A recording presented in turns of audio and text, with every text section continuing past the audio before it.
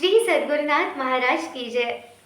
तुम्हा सर्वांना स्वातंत्र्य दिनाच्या तसेच श्री कृष्ण जन्माष्टमीच्या हार्दिक शुभेच्छा।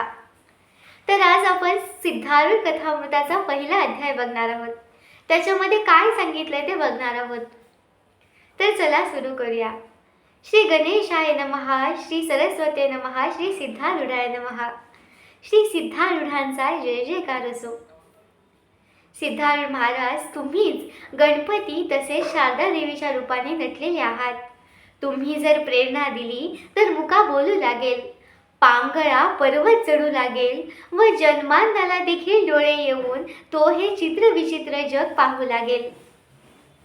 तुम्ही जर एखाद्या शिळेला आज्ञा देखील केली तर ती शिळेला जीव निर्माण होऊन ती उपनिषदांचा अर्थ सांगू लागेल। असे सिद्धारूढ महाराज तुम्ही सर्वांभूती आहात। अशा सिद्धारूढ महाराजांच्या चरणी नमस्कार करून आपण सुरुवात करूया। तर पहिल्या अध्यायामध्ये त्यांनी असं सांगितलेलं आहे की सिद्धारूढ महाराजांच्याकडे 4 प्रकारचे भक्त येतात आणि त्या 4 प्रकारांचे आध्यात्मिक अधिकारानुसार त्या भक्ताला सिद्धारूढ महाराज त्या प्रकारे बोध करतात। आता या 4 प्रकारच्या भक्तांना ज्यावेळी महाराज बोध करतात त्यावेळी एक गोष्ट आहे जी समान आहे। प्रत्येक 4 भक्तांना सिद्धारूढ महाराज नामस्मरण करण्यास सांगतात। नामस्मरणाचं महत्त्व किती आहे ते आपल्याला पहिल्या अध्यायामधून कळतं। या 4 प्रकारच्या भक्तांमध्ये 4 प्रकारच्या भक्तांचे अधिकार आध्यात्मिकरित्या अतिशय वेगवेगळे आहेत, पण 4 भक्तांना नामस्मरण हा एकमेव पर्याय आहे जो त्यांना ब्रह्मानंद प्राप्त करून देऊ शकतो। तर पहिल्या प्रकारचे भक्त कोणते? तर पहिल्या प्रकारचे भक्त हे असे भक्त आहेत ज्यांचे मन ऐहिक गोष्टीमध्ये गुंतलेले आहे। म्हणजे जे स्त्री, पुत्र, गृह, धन अशा ज्या वस्तू आहेत त्यांची सिद्धारूढ महाराजांच्याकडे मागणी करतात।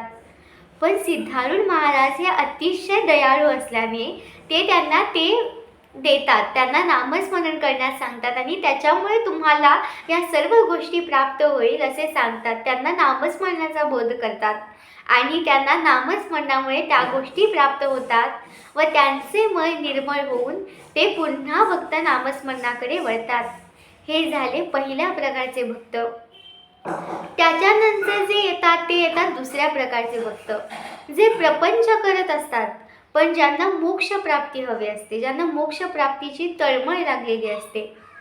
ते महाराजांच्याकडे मागतात की महाराज, आम्ही प्रपंचात जरी असलो आणि हा प्रपंच असाल व दुःखमय जरी असला तरी सुद्धा आम्हाला या प्रपंचातच मोक्ष प्राप्तीचं सुख मिळेल असं करा।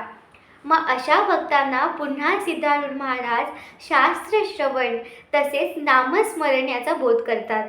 मग असे भक्त ज्यावेळी प्रपंचात राहून नामस्मरण व शास्त्र श्रवण ज्यावेळी दीर्घ कालापर्यंत करत राहतात त्यावेळी त्यांच्या मनाची चित्तशुद्धी होते, त्यांचे मन शुद्ध व निर्मळ बलशाली बनते व त्यावेळी हळूहळू ते प्रपंचातून अलिप्त होतात व ते सुखी होतात। त्यानंतर जे भक्त येतात ते म्हणजे तिसऱ्या प्रकारचे भक्त। हे भक्त मनोनिर्धाराने गुरूंच्याकडे येतात, गुरूंच्या जवळ येऊन राहतात आणि गुरूंच्या आज्ञेनुसार भिक्षा मागण्यास जातात।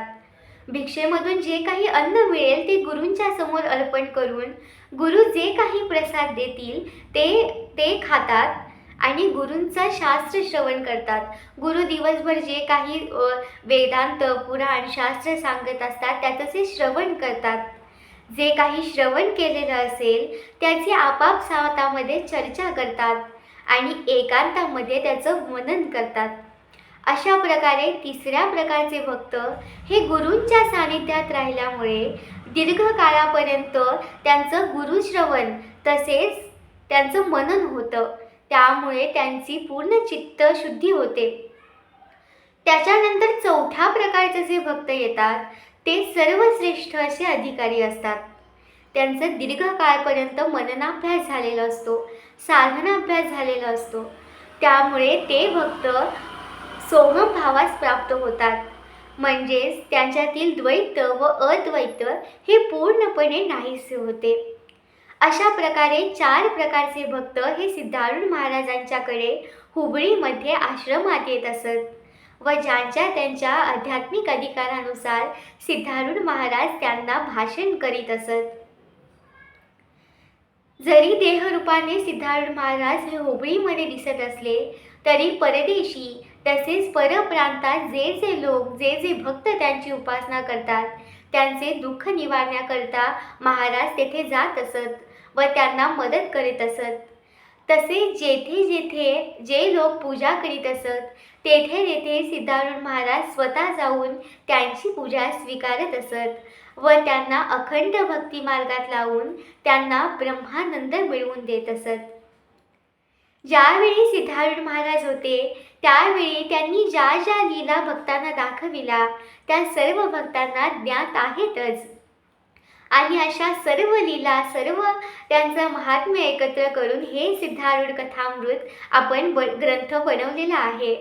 आणि हा ग्रंथ केवळ शास्त्रातील अधिकाऱ्यांनाच आनंद देत नसून ज्यांना अध्यात्माची जाण नाही अशा लोकांना सुद्धा सिद्धारूढ महाराजांच्या कृपेने आनंदाची प्राप्ती करून देतो. व सिद्धारूढ महाराजांनी असे वरदान दिलेले आहे की जे लोक हे ग्रंथ वाचतील किंवा श्रवण करतील त्यांना अतिशय आनंद होऊन त्यांची सर्व पापे नष्ट होऊन ते मोक्षपदास प्राप्त होतील. अशा रीतीने आपण पहिल्या अध्यायामध्ये त्यांनी काय सांगितलं हे आपण बघितलेलं आहे. श्री सद्गुरुनाथ महाराज की जय.